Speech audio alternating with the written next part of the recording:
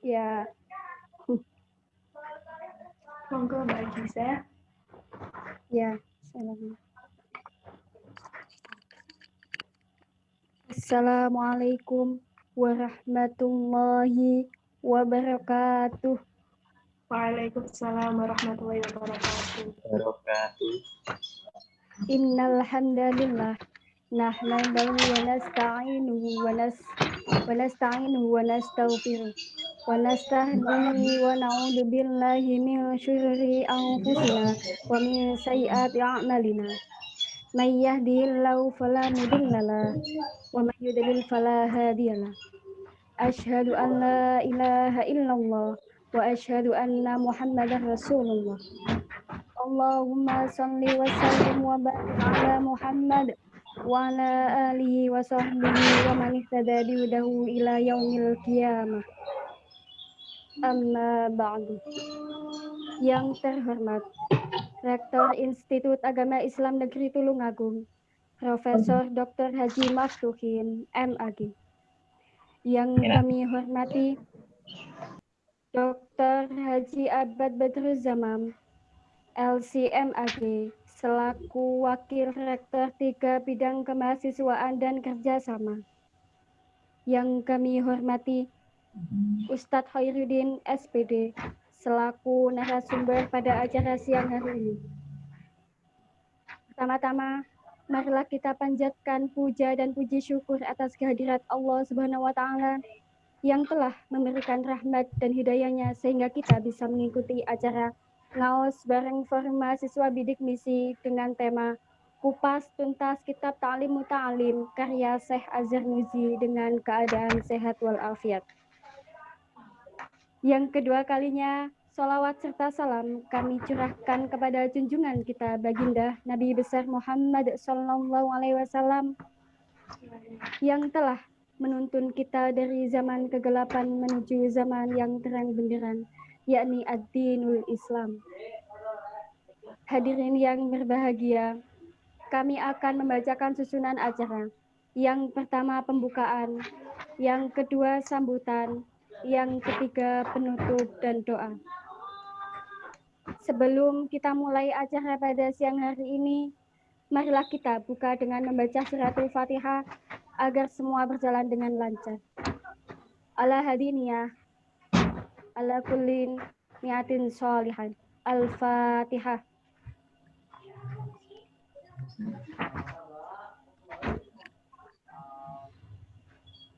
Amin. Acara yang kedua yaitu sambutan oleh Ketua Umum Formasi IAIN Tulungagung yang akan diwakilkan oleh Saudara Bahaudin Yusuf Hamdani. Kepada beliau, waktu dan tempat dipersilahkan. Sebelumnya saya mau ngecek suara saya dan dengaran atau belum?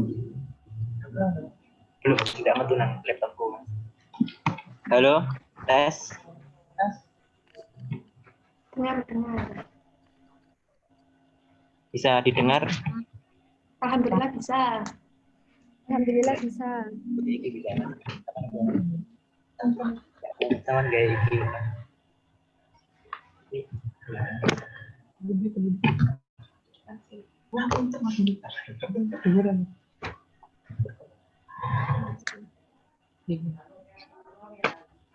Baik, terima kasih. Sebelumnya, Assalamualaikum warahmatullahi wabarakatuh.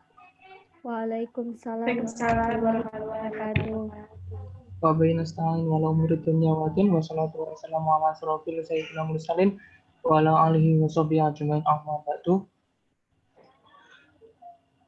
Kepada yang terhormat Rektor IAIN Tulungagung Dr. Masudin MD, kepada yang terhormat Rektor Bidang Kemahasiswaan dan Kerjasama Dr. Ahmad Badruzzaman LC.MAG,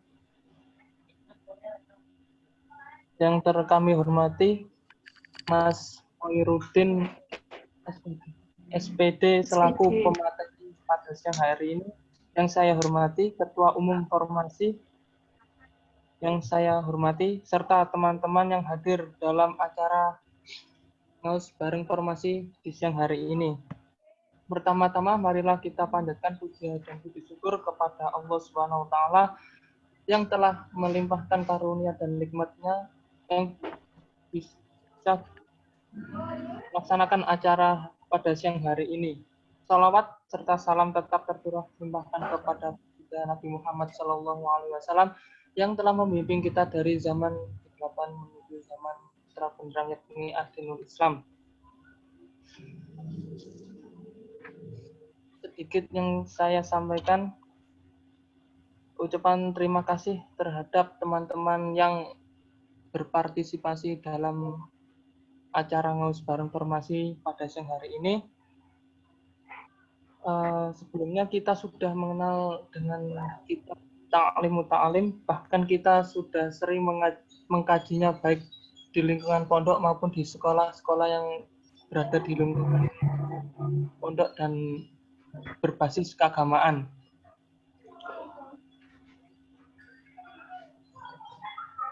Tidak ada salahnya kita mengulangi atau mengkaji serta mempelajari kitab yang sudah kita pelajari untuk dari kitab yang akan kita pelajari ini untuk menambah wawasan serta menambah pengetahuan keilmuan kita tentang kitab Muta'alim itu sendiri.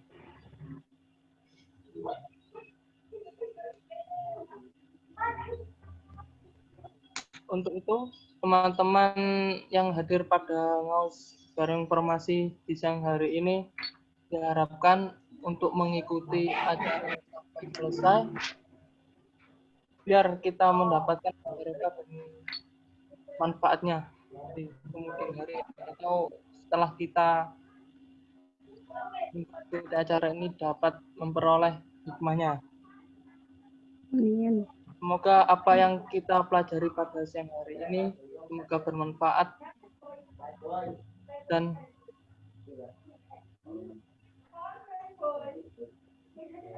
membawa berkah bagi kita semua. Sekian yang saya sampaikan. Terima kasih. Wassalamualaikum warahmatullahi wabarakatuh. Waalaikumsalam. Disampaikan terima kasih.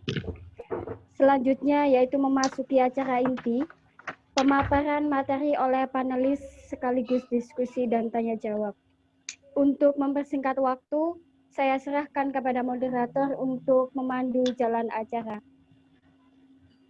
Kepada yang bertugas, waktu dan tempat dipersilahkan.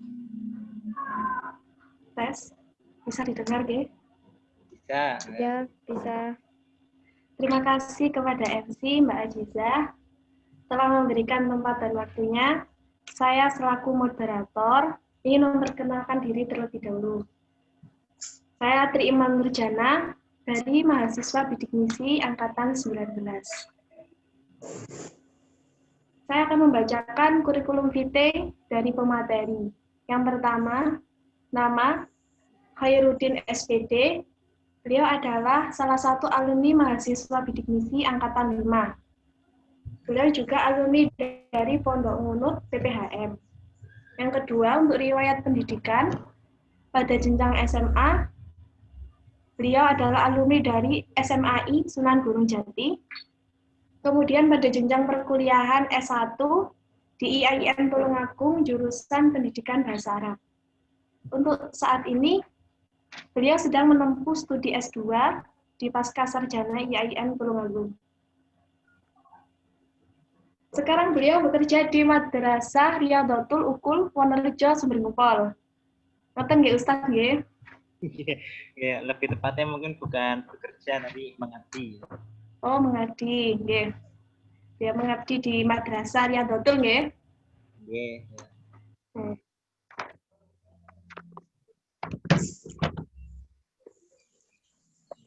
Nah, untuk lebih lanjut, sebelum masuk ke pemateri, saya ingin memberi sedikit pengetahuan yang saya ketahui bahwasanya kitab taklim itu membahas tentang ilmu. Nah, mencari ilmu sendiri adalah kewajiban bagi seorang muslimin dan muslimat. Namun, tidak diwajibkan untuk mencari seluruh ilmu, tetapi mencari ilmu sesuai dengan keadaan. Itu tadi sedikit ulasan dari saya. Untuk mempersingkat waktu, langsung saja saya serahkan kepada Ustadz Khairuddin untuk mengupas tuntas kitab taklim. Tempat dan waktu saya persilakan. Monggo Ustadz. Baik, terima kasih Mbak Tri atas kesempatan yang diberikan. Sebelumnya, Assalamualaikum warahmatullahi wabarakatuh. Waalaikumsalam warahmatullahi wabarakatuh. Bismillah, alhamdulillah, wassalatu wassalamu ala rasulillah wa ala alihi wa sahbihi mawalah wa la hawla wa la quwata illa billahil aliyyil azim.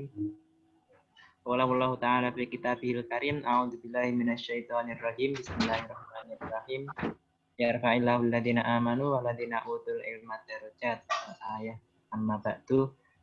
Puji syukur kita aturkan pada hadirat Allah Subhanahu wa taala yang telah melimpahkan rahmat serta karunia-Nya sehingga kita dapat menghadiri, kita dapat bertemu dalam acara kali ini dengan keadaan yang berbahagia. Selawat serta salam semoga tercurahkan pada junjungan kita Nabi Agung Nabi Muhammad Sallallahu Alaihi Wasallam yang membawa kita dari zaman Islam menuju zaman Islam, zaman kita kali ini.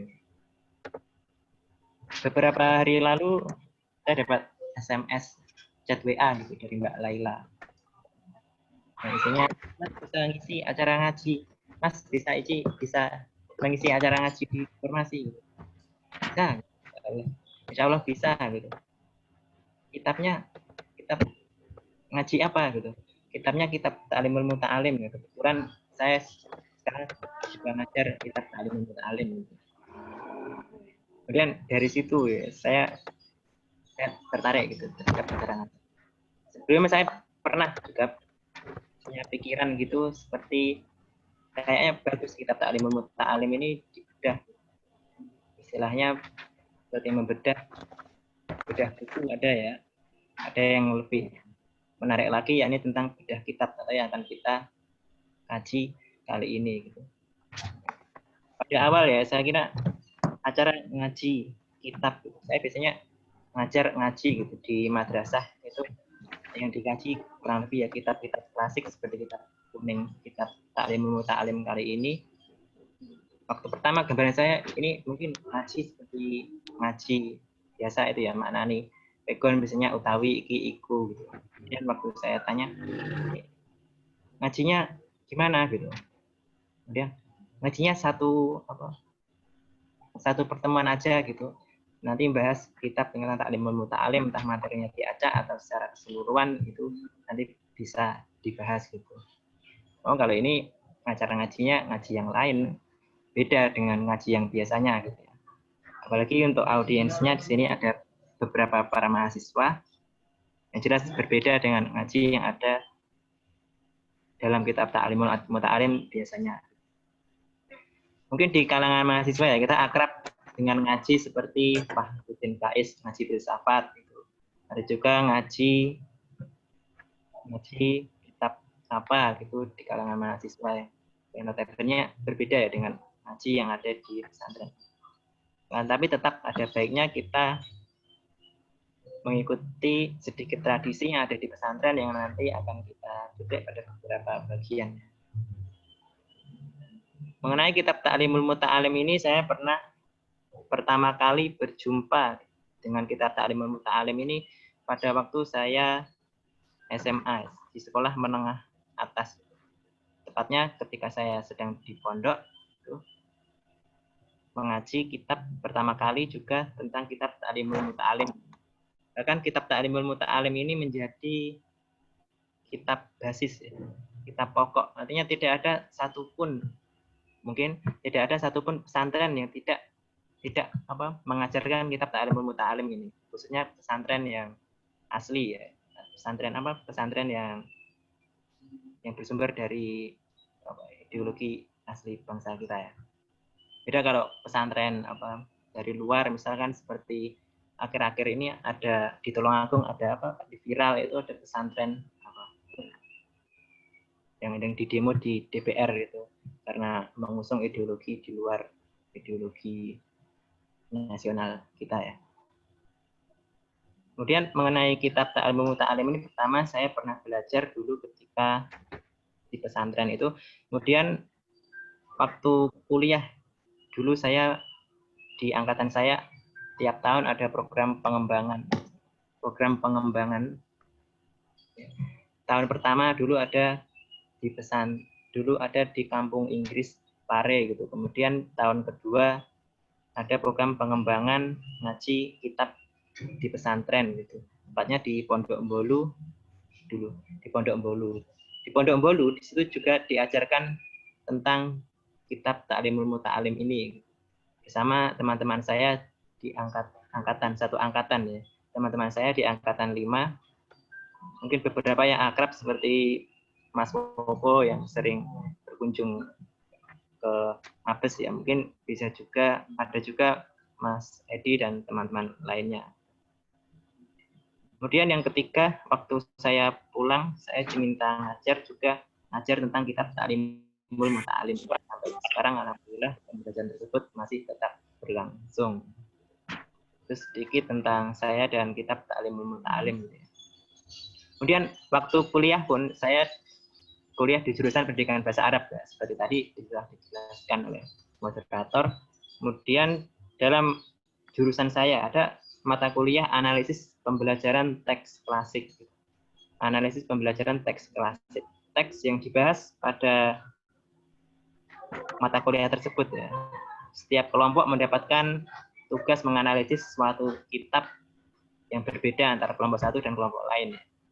Yang ketika bagian kelompok saya ya, saya mendapatkan tugas menganalisis kitab Ta'limul Muta'alim. Ya, tepat sekali waktu dulu saya latar belakang saya sering bertemu dengan kitab Ta'limul Muta'alim ini. Kemudian berikutnya pada mata kuliah waktu saya kuliah saya juga kebagian saya juga mendapat tugas tentang analisis teks kitab Ta'limul Muta'alim ini. Dan pada kesempatan kali ini saya diberi kesempatan lagi untuk membahas kitab Ta'limul Muta'alim dalam suatu forum. Itu tentang kitab Ta'limul Muta'alim. Berikutnya bisa dilihat pada slide, ada biografi pengarang kitab Ta'limul Muta'alim. Tadi kita membicarakan tentang saya dan kitab Ta'limul Muta'alim ya. Berikutnya kita membahas tentang pengarang kitab Ta'limul Muta'alim dengan kitab Ta'limul Muta'alim. Pengarang dan kitab Ta'limul Muta'alim tersebut. Kitab Ta'limul Muta'alim ditulis oleh Syekh Az-Zarnuji, nama lengkapnya Syekh Burhanuddin Al-Zarnuji Al-Hanafi gitu. Di nama belakangnya ada nama Al-Hanafi yang berarti beliau menganut mazhab Al-Hanafi. Suatu mazhab yang terkenal, selain ada 4 mazhab ya yang akrab dalam kajian keislaman, biasanya ada mazhab Hanafi, Hambali, Syafi'i, dan Maliki. Mazhab Hanafi ini lumayan populer pada Timur Tengah di sana ya. Kalau kita di Asia Tenggara ini yang kebanyakan aliran Islam kita terpengaruh atau dibawa oleh para ulama atau cendekiawan dari Yaman dan cendekiawan dari India. Kebanyakan mereka menganut Syafi'i, jadi mazhab yang populer pada daerah kita adalah mazhab Syafi'i gitu. Sedangkan di Timur Tengah ada 4 mazhab lain yang mazhab Hanafi ini lumayan besar pengaruhnya pada negara di mana Az-Zarnuji tinggal. Dia tinggal di daerah Turki. Kata Az-Zarnuj itu merupakan nama suatu kota yang terdapat di Turki, tepatnya di sebelah Sungai Oxus. Ini ada kalau nggak salah. Di daerah Turki gitu. Di mana iklim yang ada pada mereka kental dengan mazhab Al-Hanafi. Kemudian beliau hidup pada abad 6 Hijriah. Kalau Masehi tinggal nambah 6, jadinya sekitar abad 12 hingga 13 Masehi. Beliau hidup pada abad 12 Masehi. Kita sekarang ada pada abad 21 ya. Jadi antara beliau dan kita terpaut rentang waktu sekitar 21 dikurangi 12, jadinya 21 dikurangi 12, 9 abad atau 900-an. Ya, 900-an tahun gitu. Dalam rentang waktu itu ya, kitab beliau tetap eksis, tetap dikaji hingga sekarang, dan bahkan menjadi seperti primadona ya, di kalangan pesantren. Yang pesantren pasti mengenal dengan kitab Ta'limul Muta'alim. Ada salah seorang tokoh ya berkata bahwa sebenarnya Az-Zarnuji memiliki beberapa kitab, akan tetapi karena suatu keadaan tertentu, karena perang ya, dulu ada perang terkenal pada waktu kerajaan Abbasiyah. Az-Zarnuji ini hidup pada abad ke-6 Hijriah, ya ini pada abad di mana dinasti Abbasiyah sedang besar-besarnya, ya, lagi besar-besar amat. Kemudian selang beberapa abad berikutnya terjadi perang besar, perang yang dipimpin oleh kerajaan Mongol atau disebut sebagai perang salib ya. Pada saat itu, pada perang tersebut, kitab-kitab Az-Zarnuji salah satunya mendapatkan imbas dari hal tersebut, sehingga beberapa kitab beliau yang lain ikut lebur dalam perang tersebut. Berikutnya Az-Zarnuji pada era tersebut ya, pada dinasti Abbasiyah dulu terkenal dengan abad ilmu, dengan dinasti yang mengembangkan ilmu dan pengetahuan, dinasti yang mengembangkan, yang memiliki pengembangan besar pada bidang ilmu dan pengetahuan. Ada salah satu kabar ya, ada salah satu berita populer gitu pada waktu di era Az-Zarnuji tersebut, yakni bagi siapa saja ya, bagi pengarang, penulis atau cendekiawan gitu, yang bisa membuat suatu kitab atau suatu buku ilmiah, maka apabila ia menyetorkan pada suatu perpustakaan akan mendapatkan imbalan atau ia akan mendapatkan imbalan dari kitab yang ditulisnya tersebut. Kalau sekarang mungkin kita setor ke penerbit ya, kalau dulu setor ke perpustakaan gitu. Ketika seseorang menyetorkan ke perpustakaan, maka ia akan mendapatkan imbalan, kalau sekarang royalti namanya ya, imbalan seberat kertas yang beliau tulis tersebut akan ditukar dengan berat emas. Bisa kita bayangkan, mungkin kitab 100 lembar gitu, beratnya berapa gram? Misal sampai 100 gram gitu. Kitab 100 gram, kemudian disetor ke perpustakaan, saya punya karya terbaru gitu. Saya punya karya ini gitu. Kemudian ketika disetorkan ke perpustakaan, disitu ditimbang, diberi imbalan 100 gram emas. Apalagi sekarang emas lagi naik-naiknya ya, 1 gram bisa sampai 1 juta.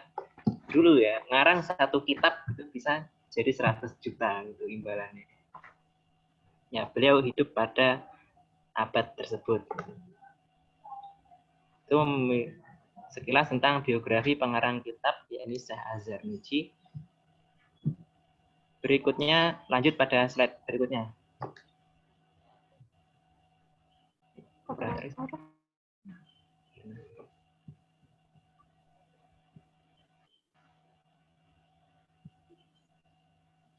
Ini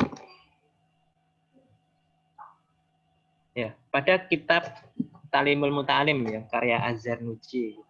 Dia mengarang kitab tersebut karena ada suatu dorongan internal dari diri beliau ya. Yakni karena ini alasannya.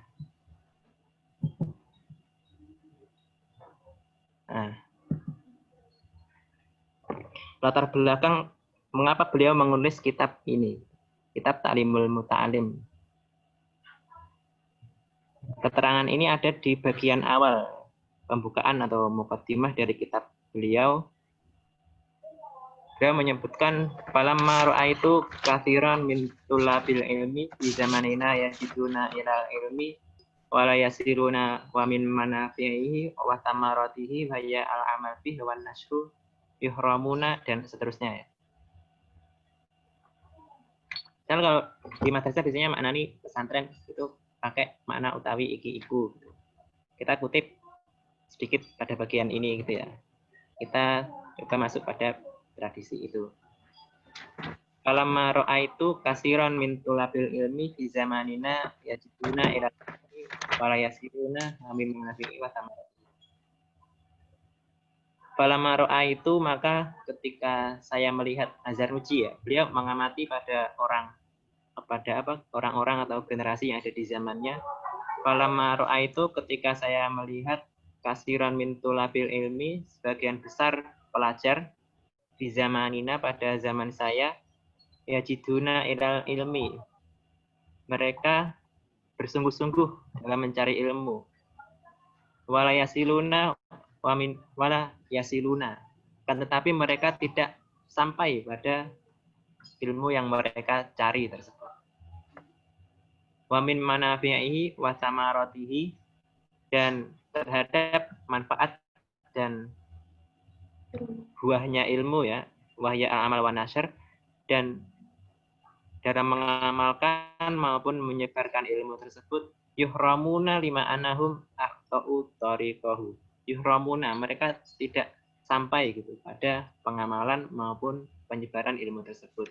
Lima anahum akhtau tariqahu wa taraku syara'itahu. Hari ini karena mereka salah dalam memilih metode, wa taraku syara'itahu, dan mereka melalaikan syarat-syarat dalam mencari ilmu. Wa kullu man akhta'at tariqah dhalla, dan setiap orang yang salah dalam memilih metode belajar, metode mencari ilmu, mereka akan sasar atau mereka akan dhalla atau sasar. Ini latar belakangnya. Karena beliau melihat orang-orang di zaman beliau mencari ilmu, akan tetapi tidak sampai pada hakikat tujuannya mencari ilmu. Bahkan di anak judulnya ya, kitabnya namanya Ta'limul Muta'alim fi Thoriqit Ta'allum. Kitab Ta'limul Muta'alim fi Thoriqit Ta'allum. Kitab ini menjelaskan tentang cara belajar. Pada judulnya Ta'limul Muta'alim bisa kita artikan pedoman bagi para pelajar fi Thoriqit Ta'allum tentang metode belajar. Tentang metode belajar yang benar. Karena latar belakangnya kegelisahan beliau melihat orang-orang di zaman beliau yang salah dalam memilih metode belajar. Ada salah satu ahli ya yang berkata, yang menganalisis ya, kitab ini, Ta'limul Muta'alim.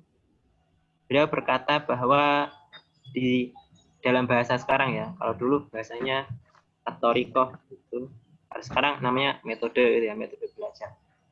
Kemudian dibahasakan dalam sekarang, metode yang disarankan oleh Az-Zarnuji dalam kitab Ta'limul Muta'alim ini pertama adalah metode etis atau metode etika. Yang kedua adalah metode strategi. Apa itu metode etik? Metode etik, metode etika, metode etis. Metode etis ya ini seperti contohnya dalam belajar niat mencari ilmu gitu, niat mencari ilmu. Bagaimana dalam kitab Ta'limul Muta'alim ini ya, ini kental dengan budaya Islam, kental dengan pendidikan Islami. Salah satu niat ya dalam mencari ilmu yakni untuk meraih ridho Allah gitu. Untuk beribadah dan tujuan yang dianjurkan dalam Islam ya, untuk beribadah dan mencari ridho Allah gitu. Nanti dibahas ada niat mencari ilmu gitu. Biasanya metode etis seperti itu. Kemudian metode kedua yang ditawarkan Az-Zarnuji adalah metode strategis. Metode strategis ini contohnya adalah seperti dalam memilih guru gitu, bagaimana strategi agar memilih guru yang tepat itu dibahas oleh Az-Zarnuji. Di antaranya dalam memilih guru hendaknya memilih guru yang paling alim. Kemudian kalau sudah ketemu guru alim ketemu sama guru alim, dipilih di antara guru-guru tersebut guru yang paling warok. Kemudian setelah itu guru yang paling banyak usianya, banyak pengalamannya dan sebagainya ya. Itu pula dalam strategi memilih ilmu apa yang akan dipelajari dan strategi lainnya gitu. Jadi ada dua gitu ya, metode etis dan metode strategis. Kemudian lanjut pada slide berikutnya tentang apa berikutnya? Metode penyusunan kitab. Metode penyusunan kitab. Bagaimana Az-Zarnuji menulis kitab Ta'limul Muta'alim? Bisa dilanjut pada slide berikutnya.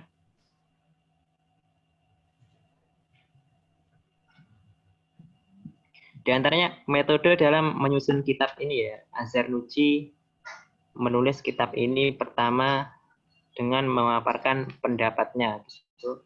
Kemudian memaparkan isi dari kitab tersebut, gitu. Memaparkan apa yang ia tulis, dan berikutnya ia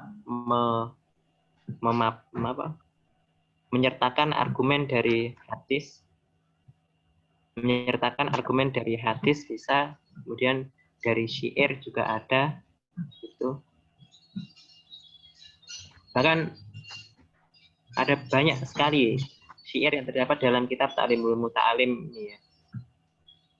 Di pesantren, syair-syair tersebut dihimpun tersendiri pada kitab tentang syair gitu.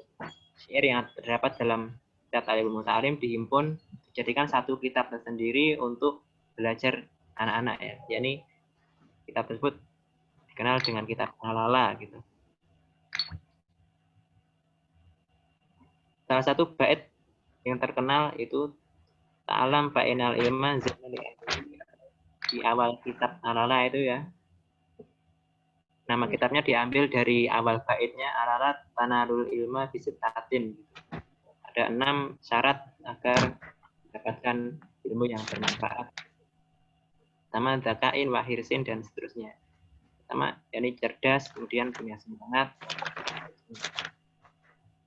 Ada salah satu ahli yang berkata bahwa Az-Zarnuji dalam menulis kitab ini berguru pada seorang yang ahli dalam ilmu, dan juga mereka adalah seorang sastrawan, sehingga kebanyakan dalil-dalil yang ada di kitab Ta'limul Muta'alim ini banyak bersumber dari syair-syair yang terkenal gitu, tentang keilmuan yang beliau dapat dari para guru beliau. Itu. Kemudian lanjut berikutnya pada isi kitab Ta'limul Muta'alim. Lanjut slide berikutnya, ada 13 bab dalam kitab Ta'limul Muta'alim. Monggo operator.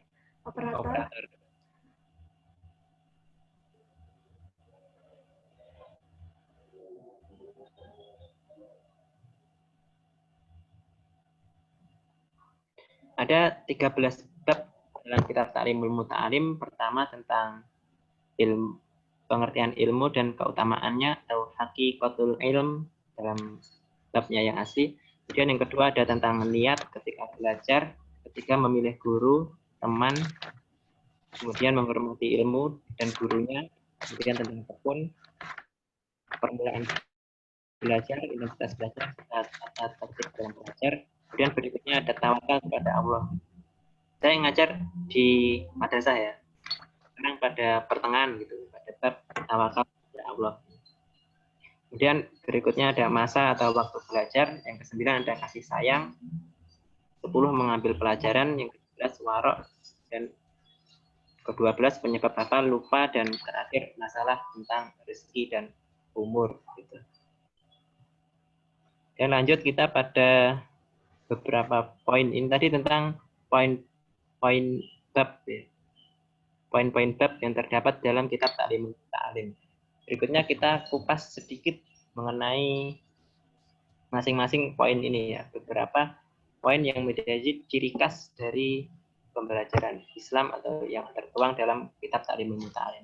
Pertama, mengenai pengertian ilmu dan keutamaannya. Hakikatul ilm. Hakikat ilmu. Hakikat ilmu dalam Islam.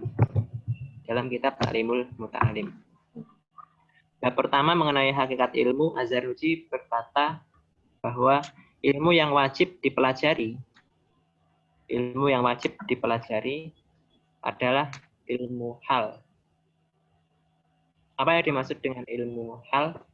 Ilmu hal adalah ilmu yang berkaitan dengan keadaan kita sehari-hari, ilmu yang berkaitan dengan kehidupan kita sehari-hari.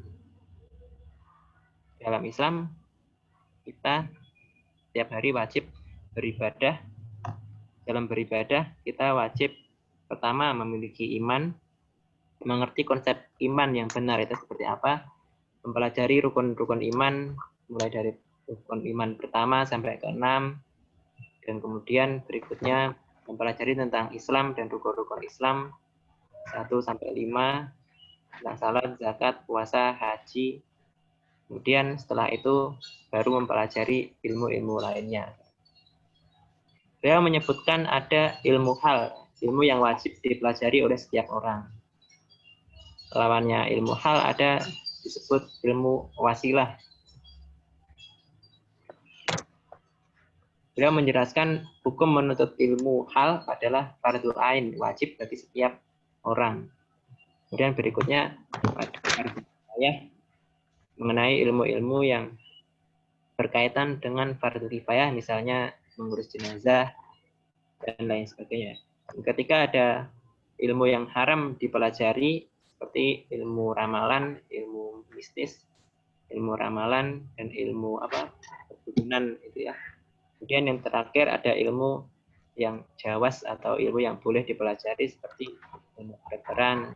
Kita kuliah di berbagai fakultas, ada pendidikan, ada ilmu bisnis, ekonomi, ilmu hukum, dan ilmu usuluddin ini pokok agama masih dalam ilmu wajib ya. Kemudian pada bab berikutnya setelah bab tentang mencari ilmu, ada bab tentang niat dalam belajar. Saya lanjut pada slide berikutnya.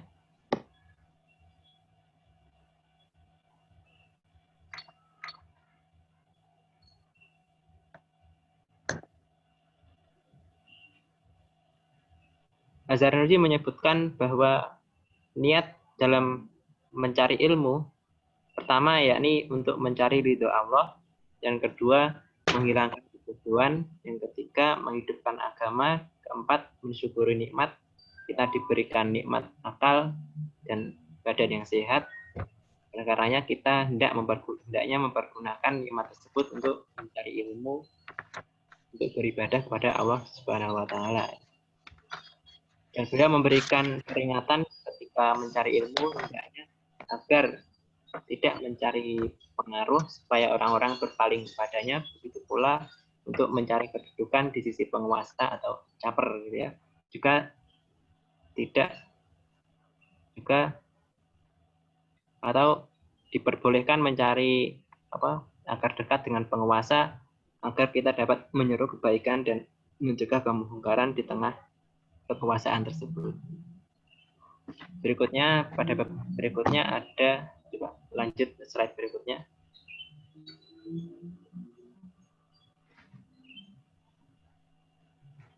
Ada kriteria ya, tentang memilih guru, teman, serta keteguhan dalam menuntut ilmu. Dalam memilih guru, Az-Zarnuji memberikan peringatan agar mencari guru yang paling alim. Setelah itu dicari guru yang paling warok. Setelah paling warok atau paling jauh pada hal-hal yang kurang baik. Setelah itu hendaknya mencari guru yang paling pengalaman atau sudah berusia yang cukup gitu ya. Begitu pula dalam mencari ilmu, beliau menyarankan agar pertama mencari ilmu yang paling penting, kemudian ilmu yang lebih penting, dan yang terakhir ilmu yang penting.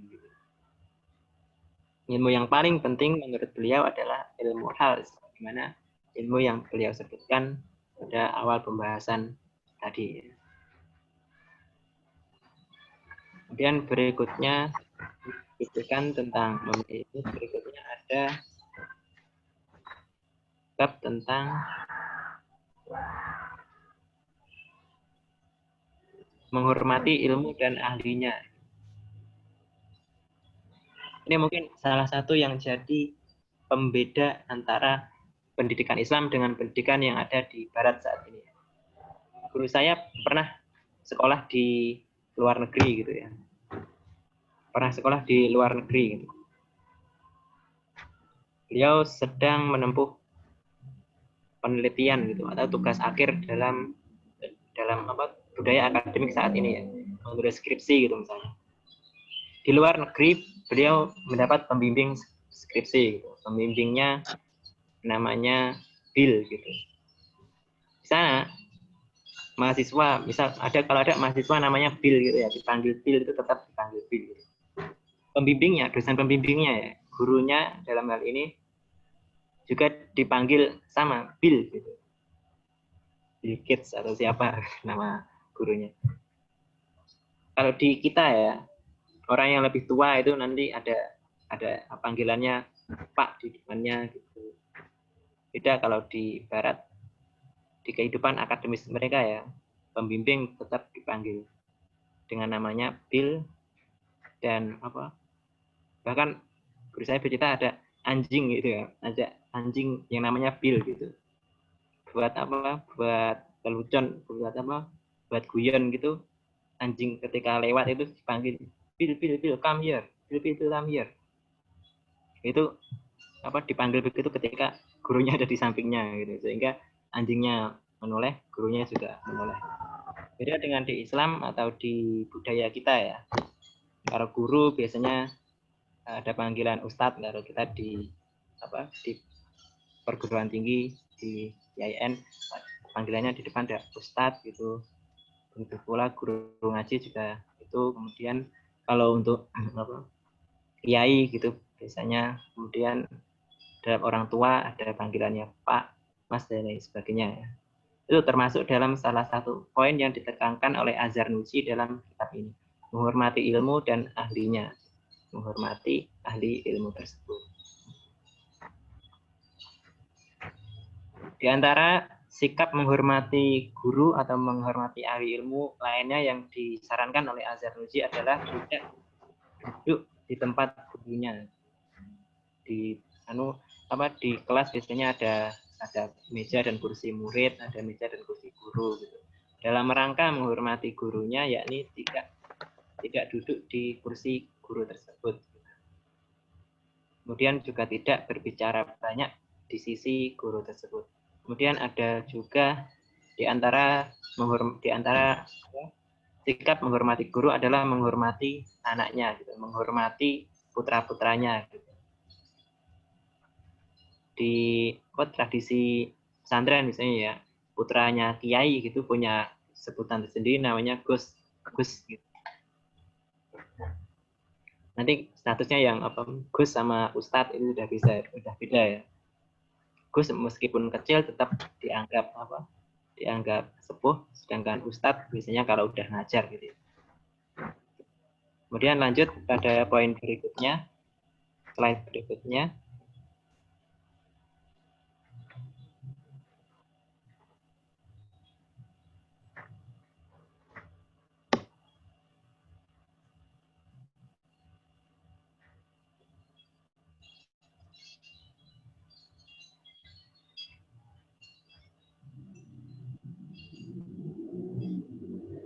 Pada bab berikutnya tentang sungguh-sungguh, tekun, dan semangat. Sungguh-sungguh atau al-jid bahasa Arabnya. Ada ungkapan populer biasanya sering dikutip, man jadda wajada. Barang siapa yang bersungguh-sungguh maka ia akan dapat. Azhar Nuji berkata bahwa ilmu adalah sesuatu yang agung, sesuatu yang mulia.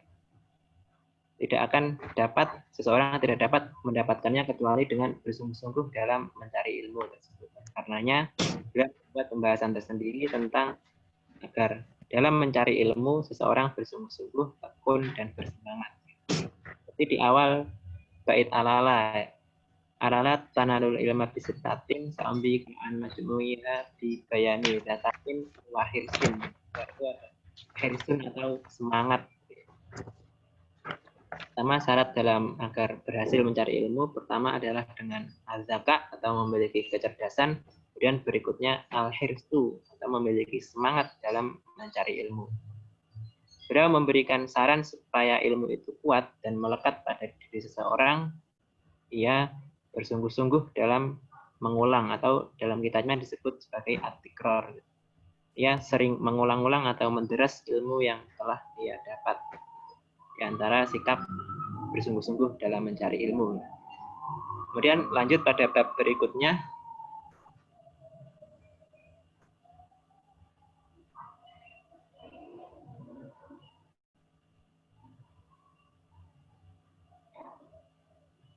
Dalam mencari ilmu, beliau menyarankan ada suatu masa di mana seseorang hendaknya memulai pelajaran, kemudian seberapa kuantitas seseorang belajar, itu kemudian urutannya dalam belajar. Gitu.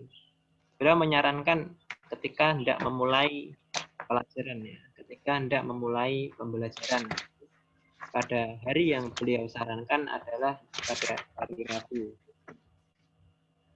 Itu penjelasan itu keterangan ini gitu.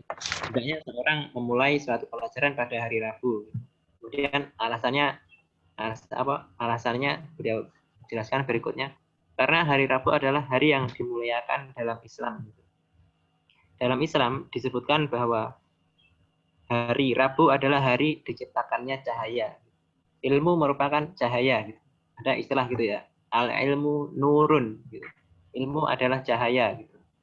Karena cahaya diciptakan hari Rabu, maka hari untuk memulai suatu ilmu baru, kita mungkin belajar kitab baru, memulai pengajian suatu kitab, atau memulai belajar membuka madrasah, membuka sekolahan gitu pada hari Rabu, di mana hari tersebut lahir ilmu, lahir cahaya, hari dilahirkannya cahaya, begitu pula ilmu akan lahir pada hari tersebut. Salah satu ciri khas yang terdapat dalam kitab Ta'limul Muta'alim. Kemudian ukuran atau kuantitas seseorang dalam mencari ilmu, beliau menyebutkan hendaknya seseorang tidak terlalu banyak mencari ilmu, juga tidak terlalu sedikit dalam mencari ilmu. Ada suatu takaran pas untuk dalam mencari ilmu. Hendaknya ketika ia sudah dapat mengulang berapa kali gitu, ada yang takaran yang pas dalam mencari ilmu.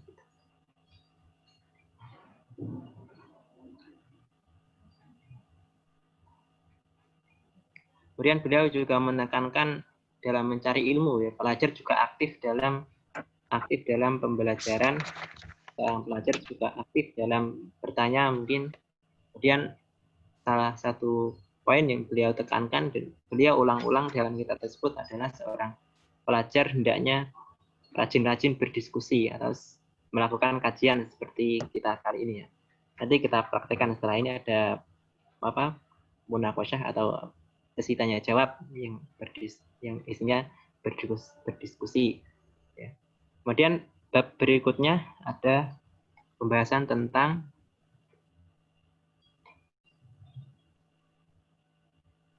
tawakal kepada Allah, gitu. Bertawakal kepada Allah, gitu.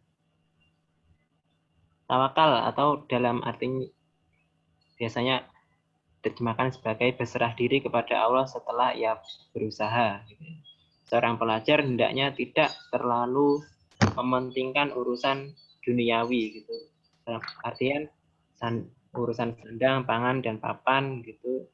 Ketika belajar, yaitu tidak terlalu glamor, mewah, gitu. Pakai yang pas-pasan saja, gitu. Kemudian untuk belajar hendaknya ia tidak mementingkan urusan keduniaan dan lebih mementingkan urusan akhirat. Ada salah satu hadis, ya, yang disebutkan Az-Zarnuji mengenai prinsip ketika mencari ilmu ini, yakni tentang bertawakal, gitu. Nabi suatu ketika pernah bersabda, barang siapa yang mencari ilmu, maka Allah akan menjamin rizkinya. Orang yang sedang mencari ilmu, rizkinya dijamin sama Allah. Jadi seorang pelajar hendaknya tidak memikirkan tentang urusan rezeki terlalu dalam, ya, karena semua sudah ada jaminannya dari Allah.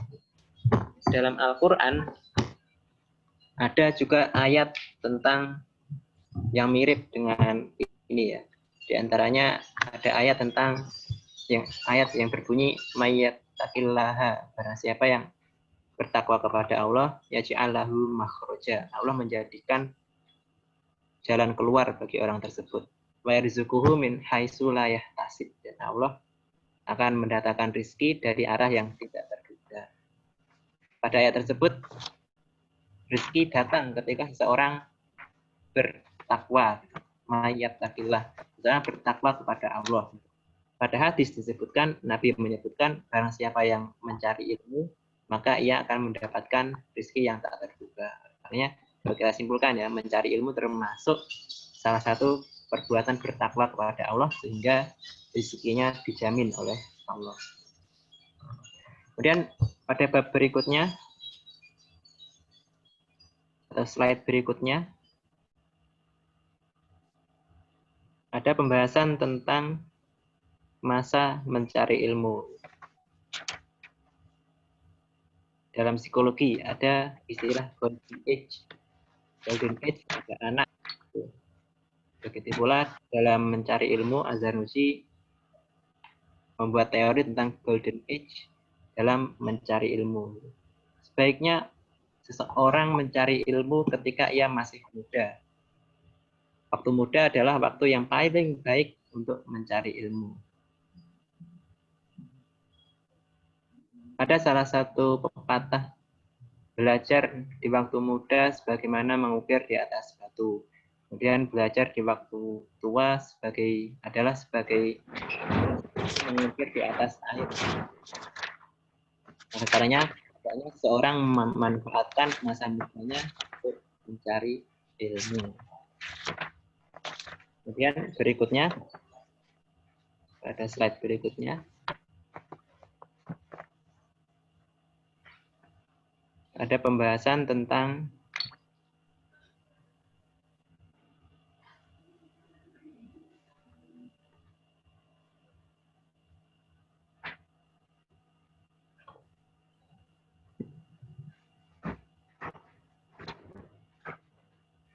tapi ada suatu anekdot ya.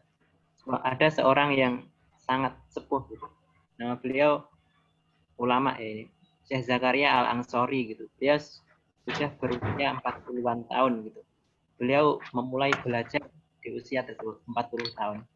Pada mulanya beliau seorang pengabdi di suatu sekolahan ya, suatu institut. Mungkin karena sekarang bisa jadi beliau seorang TU atau seorang OB gitu ya. Suatu ketika karena beliau berada di lingkungan akademis ya, beliau juga sudah sepuh gitu. Beliau dipanggil, padahal beliau orang biasa ya, bukan orang ilmu, bukan ulama pada saat tersebut. Dan beliau sudah berusia 40 tahun. Kemudian ada salah seorang yang salah sebut atau memang sengaja ya, yang kemungkinan mungkin salah sebut itu memanggil beliau sebagai Syekhul Islam gitu. Wahai Syekh Islam gitu. Wahai Syekhul Islam gitu. Dia merasa saya bukan apa-apa kok dipanggil Syekhul Islam. Akhirnya dari situ muncul kesadaran, beliau mulai mencari ilmu pada usia 40 tahun ya. Dan beliau belajar sungguh-sungguh selama dalam waktu yang panjang juga, dan akhirnya beliau jadi ulama terkenal. Sekarang kitabnya di mana-mana. Kemudian bab berikutnya ada tentang kasih sayang dan nasihat antara sesama pelajar maupun antara guru dan murid. Hendaknya dibina sikap kasih sayang gitu. Artinya antara guru dan murid maupun sesama pelajar saling memberikan kasih sayang dan nasihat yang baik. Karena dalam rangka keilmuan ini ya, sama-sama mencari ilmu, sama-sama berada pada keluarga akademis keilmuan.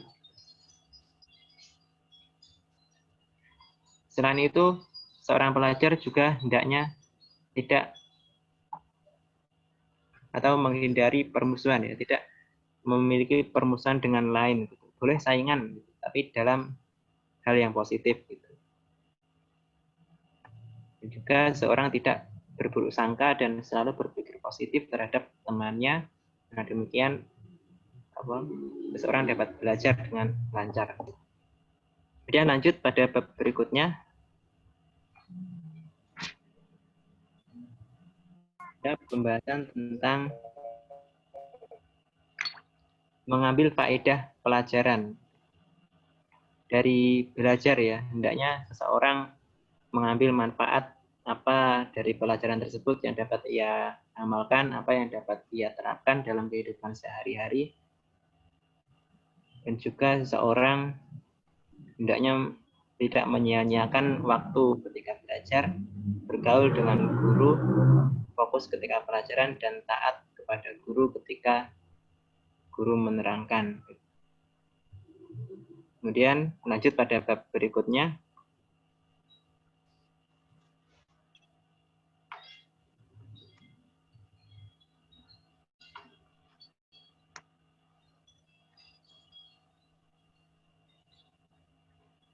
Seseorang juga hendaknya bersikap warok ketika belajar. Warok atau menjauhi rasa kenyang, banyak tidur, membicarakan sesuatu yang tidak bermanfaat, menghindari makanan dari pasar, menggunjing, bergaul, dan seterusnya.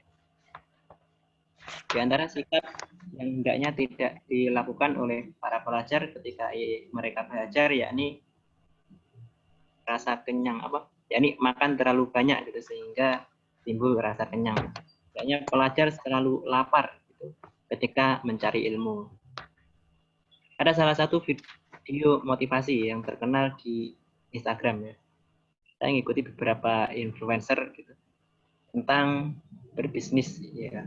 Apa yang membuat seseorang itu bisa semangat gitu dalam berbisnis misalnya atau mencari ilmu gitu. Di antaranya beliau menyarankan meskipun Anda memiliki segudang makanan ya, akan tetapi tetaplah bersikap lapar gitu. Tetap bersikap lapar, tetaplah berada pada posisi lapar. Artinya makan tidak banyak-banyak amat gitu. Sehingga ketika seseorang lapar, di situ akan timbul suatu pikiran, akan timbul suatu efek psikologis gitu ya. Orang yang lapar itu pikirannya akan selalu berputar gitu. Dan lagi pada kondisi yang optimal gitu ya untuk berpikir gitu. Begitu pula dalam mencari ilmu, ketika seseorang lapar pasti akan berpikir berkali-kali lipat gitu. Berikutnya pula seorang pelajar hendaknya tidak banyak-banyak tidur, tidak membicarakan sesuatu yang tidak bermanfaat, menghindari makanan dari pasar. Ada guru saya menjelaskan gitu ya. Dulu hendaknya menghindari jajanan dari pasar gitu. Karena dari pasar biasanya dari segi biologis pertama ya. Dari pasar biasanya banyak tangan yang menyentuh. Nah, sekarang lagi viral virus corona itu ya. Ada resiko nanti ada virus yang menempel di situ. Itu dari sisi psikologi, dari sisi biologis ya. Kemudian berikutnya dari sisi sosiologis. Di pasar biasanya berkumpul antara pedagang dan juga ada pengamen atau orang yang meminta-minta gitu ya. Sehingga biasanya para pengamen itu mereka milik gitu ya sama jajan pasar, sehingga kalau jajanan itu sudah dilirik oleh orang banyak, sehingga kalau kita membeli jajanan tersebut akan menyakiti, apalagi membeli dan tidak memberikan jajanan tersebut pada orang yang membutuhkan di sekitar gitu ya. Sehingga nanti mereka akan kurang enak gitu terhadap kita. Kemudian berikutnya, seorang hendaknya juga menghadap kiblat dan mengamalkan sunnah-sunnah Rasul ketika belajar. Ada bab berikutnya. Ya, berikutnya ada pembahasan tentang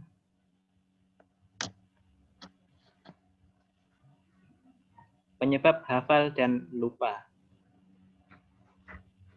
Ada salah satu metode yang ditawarkan oleh Az-Zarnuji untuk menghafalkan suatu pelajaran. Misalkan hari ini kita belajar tentang at-tawakal. Tawakal itu konsepnya gini gitu. Kemudian beliau menawarkan agar bisa hafal atau agar kita bisa tetap hafal tentang pelajaran yang kita pelajari kemarin, kita ulang pelajaran tersebut atau kita deres banyak 5 kali.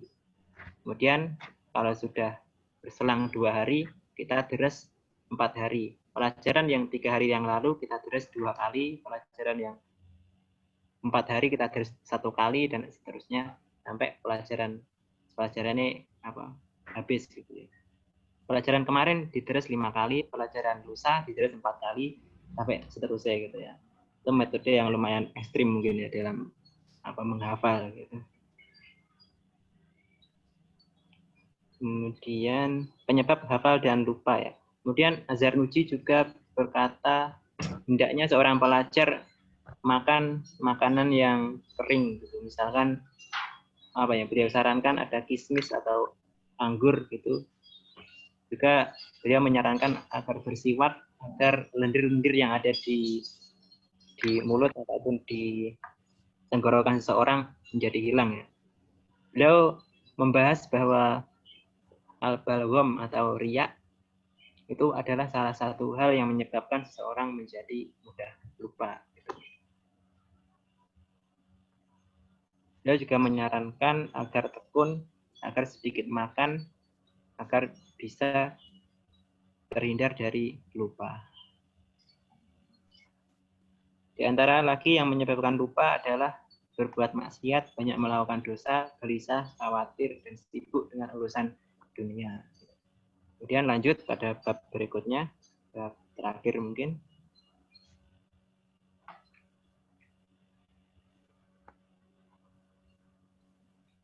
Ada slide berikut.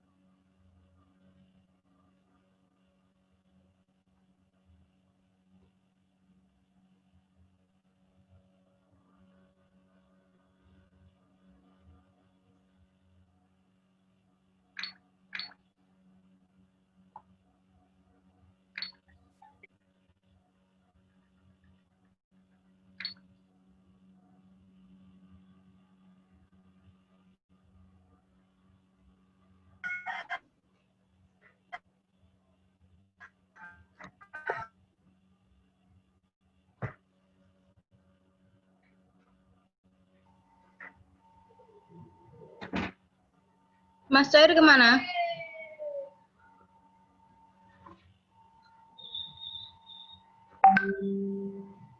Sinyalnya kayaknya, Mbak. Sinyalnya? Kok iya, kok nggak ada di aku juga nggak ada. Oh loh, tiba-tiba tinggal slide terakhir. Langsung macet tadi. Terus nggak ada gambar. Sik. Didin. Ini Mas Didin bilang kalau apa itu trouble. Mohon maaf ya, sinyal dari pemateri masih trouble teman-teman.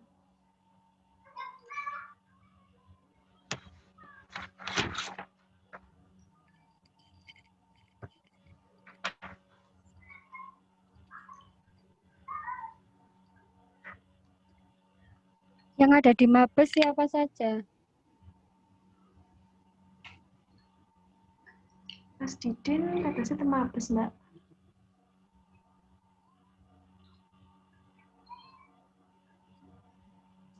Trouble. Masuk lagi. Udah masuk lagi.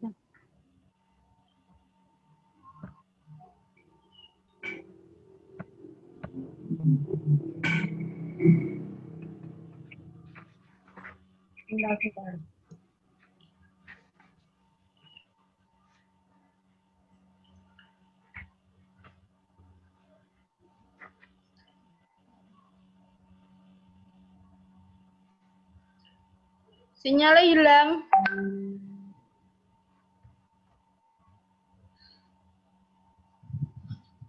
Iya, Mbak Etna. Ini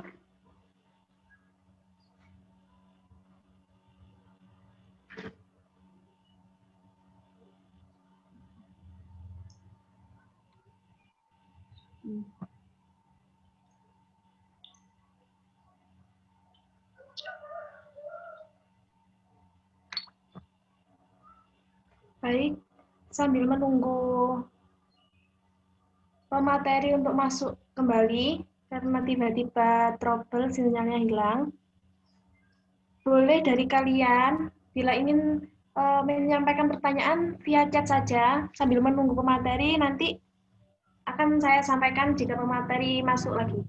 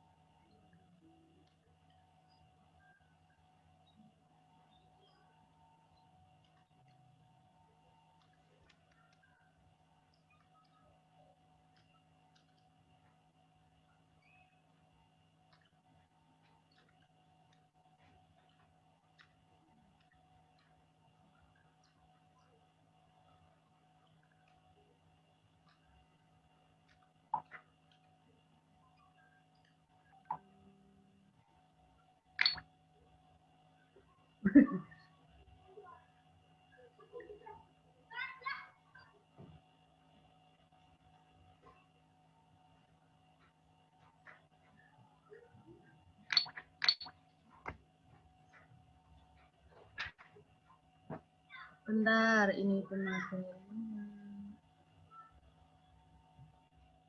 Silakan pada peserta.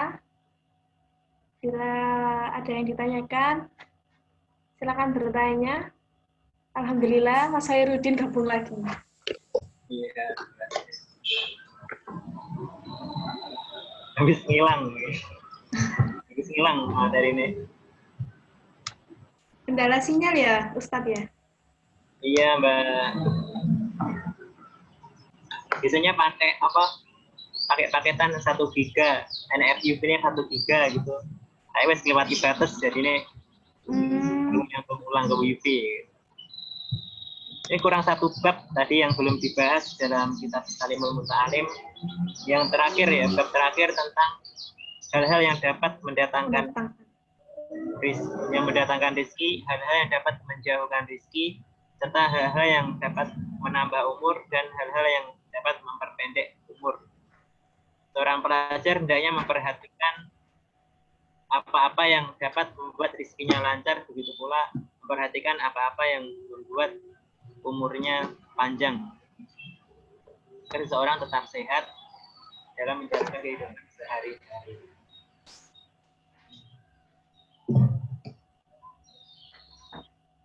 Di antaranya, hal yang dapat membuat rezeki seseorang lancar adalah bersedekah dan melakukan ketaatan.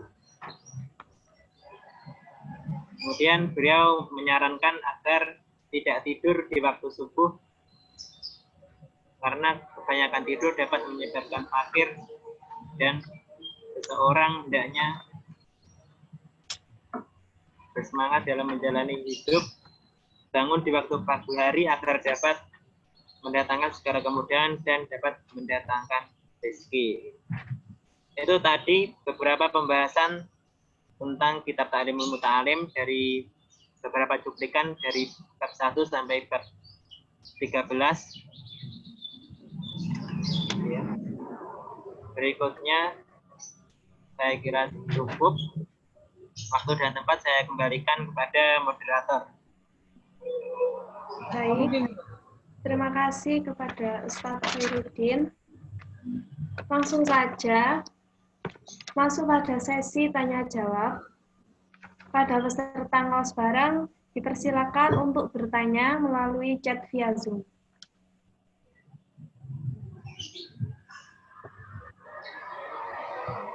Headset, Mas.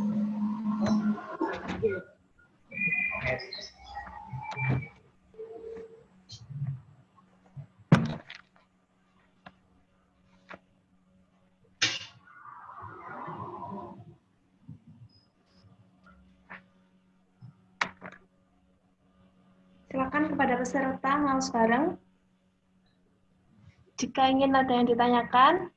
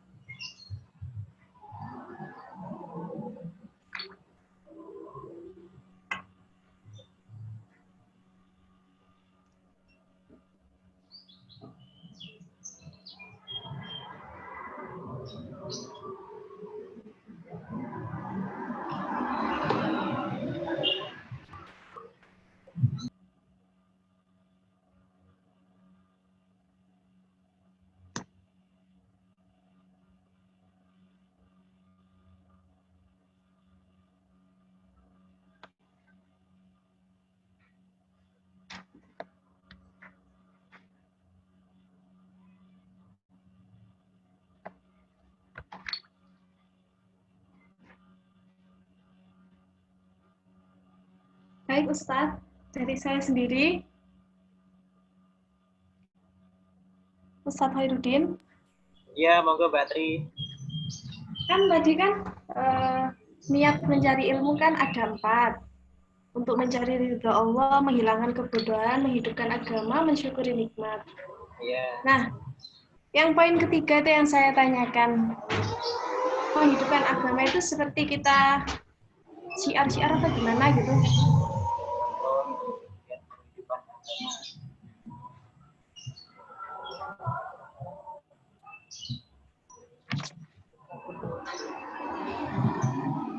Niat mencari ilmu ya.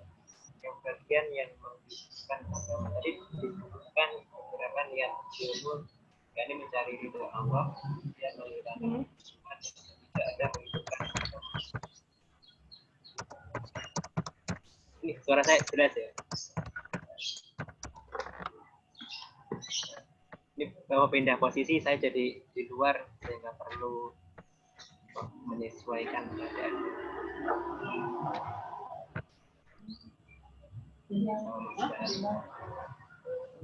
Menghidupkan agama. Nggih. Menghidupkan agama contohnya dalam agama Islam terutama ya. Agama Islam menekankan pentingnya ilmu dalam pengembangan agama Islam. Sehingga ketika ilmu berkembang, maka agama juga ikut berkembang. Ini salah satu ciri khas agama Islam dibanding agama-agama lain. Kalau kita lihat, kita pada agama lain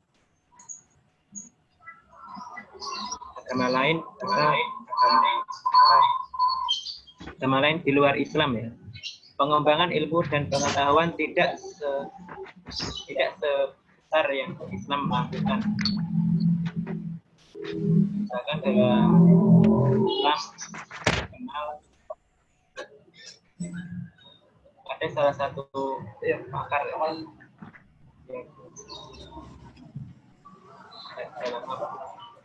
salah satu ulama kondang di Indonesia ya. Saya malah lucu pakai adat saya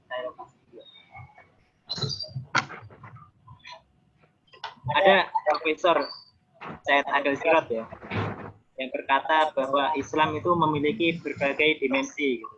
Ada dimensi budaya. Gitu. Al-Islam huwa dinut taqofah, wal Islam huwa dinul aqidah. Maka mereka al-Islam huwa dinul ilm, atau aliran tentang ajaran tentang keilmuan. Artinya dalam Islam ditekankan tentang pentingnya ilmu pengetahuan. Sehingga ketika ilmu pengetahuan keislaman berkembang, maka agama Islam juga ikut berkembang. Artinya ada suatu ideologi yang diperjuangkan dalam Islam. Ada suatu ideologi yang menjadi corak dalam Islam. Kalau kita lihat di kondisi kita ya, di situasi dan kondisi negara kita, ada negara kita tinggal di Indonesia, ada departemen atau ada bagian pendidikan tersendiri yang menangani tentang pendidikan Islam. Di antaranya kita sekolah di PTKIN, Sekolah Tinggi Keislaman. Itu ada yang menaungi bagian pendidikan tersendiri yang turut mengembangkan ajaran Islam dalam kehidupan sehari-hari.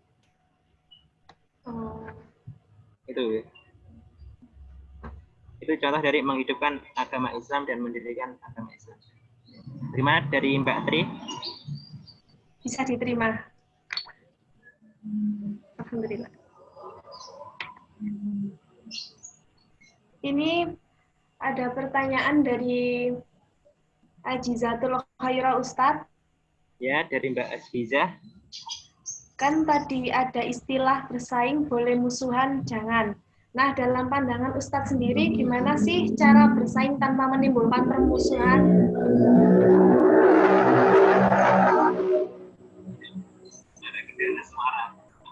Ada suara. Pertanyaan tadi bagaimana, Mbak? Ngeten Ustadz, kan tadi ada istilah bersaing boleh, musuhan jangan. Nah, dalam pandangan Ustadz sendiri, gimana sih cara bersaing tanpa menimbulkan permusuhan? Ngeten. Oh gitu. Bagaimana cara Iya. bersaing tanpa menyebabkan Menimbul. permusuhan? Oke. Tanpa menyebabkan permusuhan. Ada dalam permainan bola misalnya ya, ada istilah fair gitu. Fair play, bermain dalam sehat, bermain yang fair gitu. Benar mereka berkompetisi ya, mereka berlomba-lomba dalam mencari juara gitu kan, tetapi mereka juga melakukannya dalam prosedur yang benar. Kalau misalkan ada batasan ketika seseorang berdiskusi ya, berdiskusi hendaknya tidak menyentuh area sara gitu, area suku, agama, ras maupun antar golongan. Di antaranya ketika berdiskusi seseorang hendaknya tidak mengejek atau tidak berkata kotor, mengejek atau menghina bentuk fisik atau kepribadian pribadi seseorang gitu. Ada istilah yang populer dalam hal ini, misalnya undur makola wala tangdur mankola. Perhatikan apa yang ia ucapkan, akan tapi jangan perhatikan siapa yang mengucapkannya. Jangan karena yang mengucapkannya mungkin orang dengan kondisi yang kurang baik gitu, akhirnya semua ucapannya tidak kita terima gitu. Itu contohnya berkompetisi secara sehat. Baik, berarti saling menghargai gitu ya, sesama yang bersaing tadi. Gimana Mbak Ajisa, bisa dipahami ya? Ya, bisa. Terima kasih, Mas Solihuddin.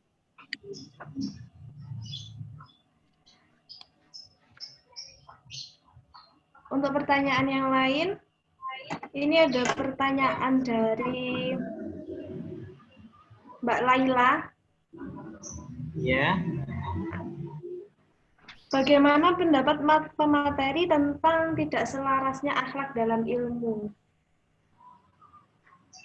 Tidak selarasnya akhlak dengan ilmu.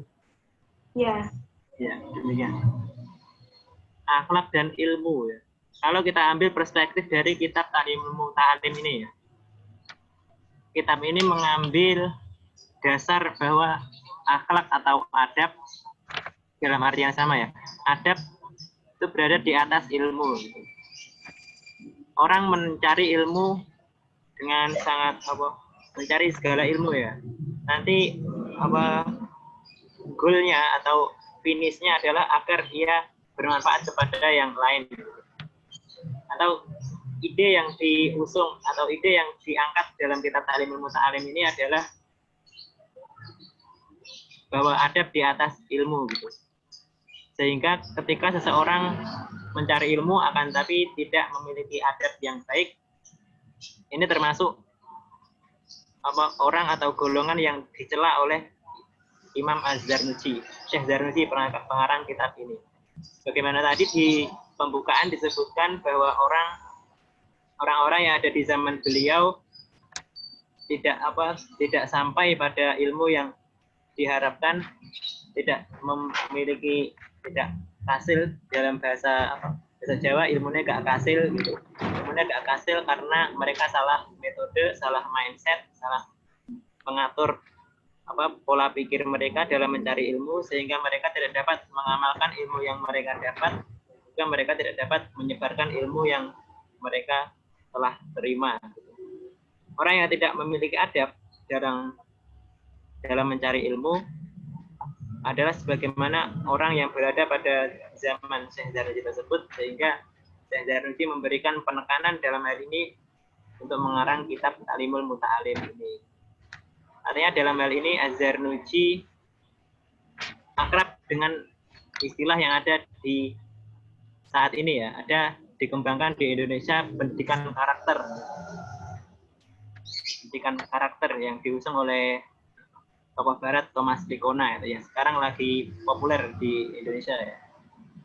Pendidikan tersebut sudah diterapkan, sudah diperhatikan oleh sarjana Islam pada zaman dulu, yakni Syekh Az-Zarnuji ini 800 tahun sebelum kita, dan menekankan bahwa adab lebih penting daripada ilmu. Kalau kita lihat di Indonesia kita lihat di Indonesia kasus banyak orang pintar gitu, akan tetapi karena integritas yang kurang, akhirnya orang tersebut korupsi atau melakukan tindak kejahatan lainnya sehingga banyak merugikan negara ya. Sehingga di Indonesia pendidikan yang penting dan patut untuk dikembangkan adalah pendidikan karakter yang mendahulukan adab. Di antaranya nanti dalam pendidikan karakter ada nilai kejujuran atau integritas dalam mencari ilmu. Bagaimana dari moderator? Oke. Dari penanya Mbak Laila, bisa diterima nggih?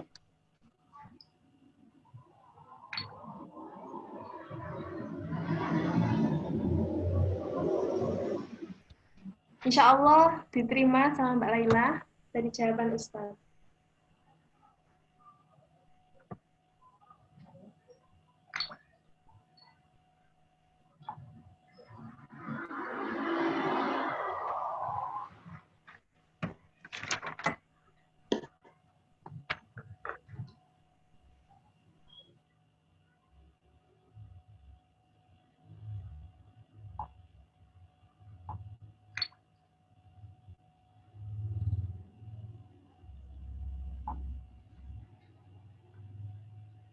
Untuk peserta yang lainnya,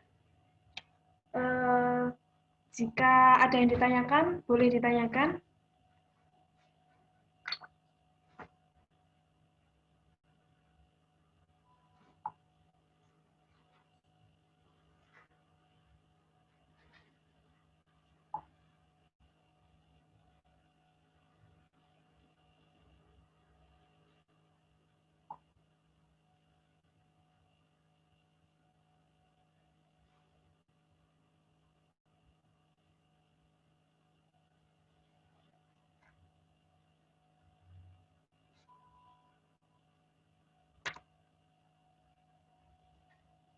Saya beri waktu sejenak untuk penanya yang ingin bertanya. Saya batasi untuk 2 penanya ya, karena tadi sudah 2 orang penanya.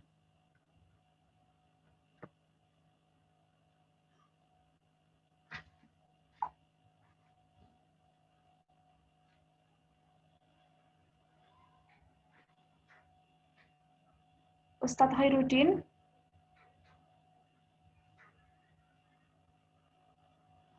Tes, Ustadz.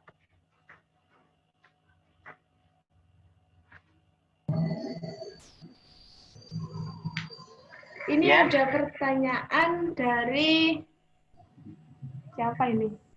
Evos Reason. Oh, Bahauddin Al-Burhani. Dari Mas Baha. Ya, saya mau bertanya. Dengan pandemi sekarang kebanyakan tidak bisa tatap muka secara langsung, akan tetapi melalui media lain. Bagaimana dalam pandangan kitab taklim itu sendiri untuk hal tersebut? Ngoten Ustaz. Ya. Dalam kitab taklim gitu. Pembelajaran online saat ini ya. Nggih. Dalam pembelajaran online kali ini ya, bagaimana adab seorang murid terhadap guru gitu dalam pembelajaran online gitu. Kiranya perlu dibuat pembahasan khusus gitu ya, karena pembelajaran online ini baru ada pada era ini ya. Saat ini. Belum ada komputer, belum ada pandemi dan lain sebagainya. Bagaimana adab seorang murid terhadap guru pada waktu pembelajaran online seperti ini gitu. Mungkin perlu dibuat pembahasan khusus gitu, baik dibuat satu kitab tersendiri ya, pembelajaran online ketika pembelajaran online ketika pandemi ini. Di antaranya seperti dalam kitab Ta'limul Muta'alim ya, ada beberapa hal yang mungkin kurang relevan seperti antara guru dan murid hendaknya berjarak paling sedikit 2 meter gitu antara guru dan murid. Sehingga ketika online jarak ini sudah tidak ada. Kan tapi ada beberapa hal yang tetap relevan, misalkan antara guru dan murid, hendaknya seorang murid tidak menghormati gurunya ya, tidak berbicara banyak di depan gurunya dan lain sebagainya. Kemudian ada beberapa lagi apa biasanya? Semangat untuk ilmu dimanapun kapanpun itu. Semangat untuk menuntut ilmu kapanpun dan dimanapun. Bisa dijangkau ya ketika pembelajaran online kali ini. Insya Allah bisa. Semangat untuk mencari ilmu kapanpun dan dimanapun. Meskipun terkendala dalam jarak dan waktu, kita tetap dapat melakukan pembelajaran online dengan media yang ada saat ini. Artinya ada beberapa hal yang dapat diamalkan dari kitab taklim ini, ada juga beberapa yang kurang dapat diamalkan dari kitab taklim ini. Mungkin lebih lanjutnya bisa dibahas pada kesempatan yang lain. Bagaimana, mungkin saya rasa cukup dari moderator.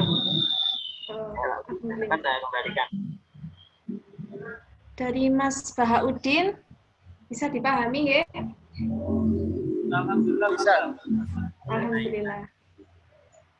Ini ada satu pertanyaan lagi, Ustadz. Ya.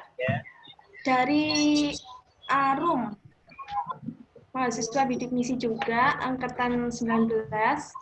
Ustadz, saya ingin bertanya, apabila ada orang tua yang ingin menyekolahkan anaknya, akan tetapi jalan yang dipilih untuk mendapatkan biaya sekolah anaknya tersebut salah atau menyimpang dari kaidah Islam, apakah uang yang diperoleh dari tadi berpengaruh terhadap jalan menuntut ilmu dari anak tersebut? Sekian, terima kasih Ustadz. Bisa Ya, terima dipahami? kasih Pak penanya. Ya, bisa dipahami. Ya.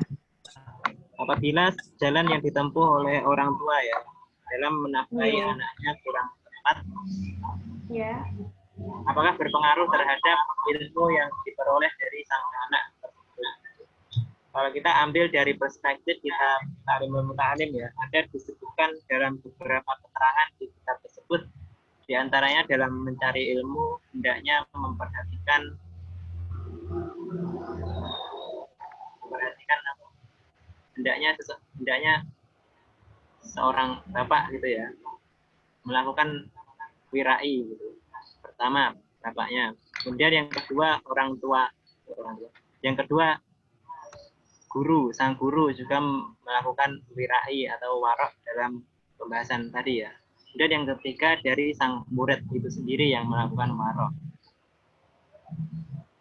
Kalau kita lihat dari konsep yang ditawarkan Azhar Muji ini, hendaknya antara murid, orang tua, dan juga guru bersungguh-sungguh dalam upaya mencari ilmu tersebut dan juga bersikap warok atau berhati-hati terhadap hal-hal yang kurang baik atau kurang dianjurkan dalam Islam. Sehingga upaya yang kurang sesuai dengan Islam, misalkan memperoleh rezeki dengan cara yang kurang baik, ini kurang diperbolehkan dalam Islam, sehingga akan berimbas pada ilmu yang akan dihasilkan oleh sang anak tersebut. Itu dalam Islam. Bagaimana dari moderator? Dari penanya saya kembalikan kepada moderator. Ya, terima kasih.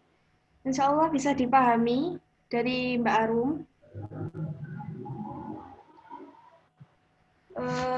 Saya kira cukup. Gimana Ustaz? Sampun cekap? Iya, Mbak. Baik, terima kasih kepada semua peserta telah bergabung pada ngaos bareng. Semoga ilmu yang kita dapat dari Ustadz Khairuddin hari ini bisa bermanfaat bagi diri kita dan orang lain. Saya kembalikan kepada MC. Terima kasih. Baik, alhamdulillah kita sudah sampai di penghujung acara, yaitu doa dan penutup. Sebelum itu, saya sebagai MC apabila ada kesalahan atau kekurangan yang melekat pada hati kalian semuanya, saya mohon maaf yang sebesar-besarnya. Untuk doa bisa dipimpin langsung oleh Ustadz Khairuddin. Wabillahi taufiq wal hidayah. Assalamualaikum warahmatullahi wabarakatuh. Waalaikumsalam. Assalamualaikum warahmatullahi wabarakatuh. Di bagian akhir penutup kali ini, marilah kita berdoa kepada Allah Subhanahu wa Ta'ala agar ilmu yang kita peroleh pada kesempatan kali ini bermanfaat di sini wa dunia wa akhirah. Hadirnya wa ala niyatin sholihah. Al-Fatihah.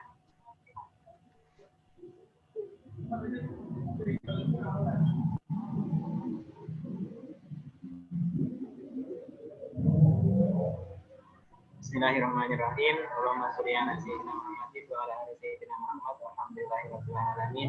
Allahumma sholli ala sayyidina Muhammadin salatan tunjina biha min jami'il wali wal afat. Sakadina biha jami'il hajat. Wa tutahhiruna biha min jami'is sayyi'at. Wa nabiyya ila akhirajat. Wa qulina biha khawyatin min jami'il khairat fi hayati wa tamamat. Allahumma anfa'na bima 'allamtana wa 'allimna ma yanfa'una wa zidna 'ilma.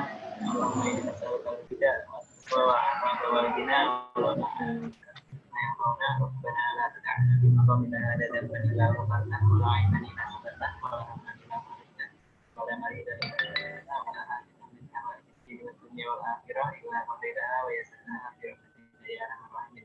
Rabbana atina fid dunya hasanah wa fil akhirati hasanah wa qina adzabannar. Subhana rabbika rabbil izzati amma yasifun wa salamun alal mursalin walhamdulillahi rabbil alamin. Al-Fatihah.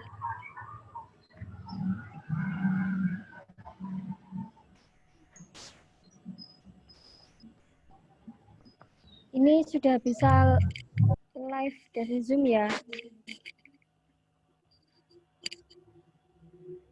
Ya, Mbak Ciza, terima kasih. Ya.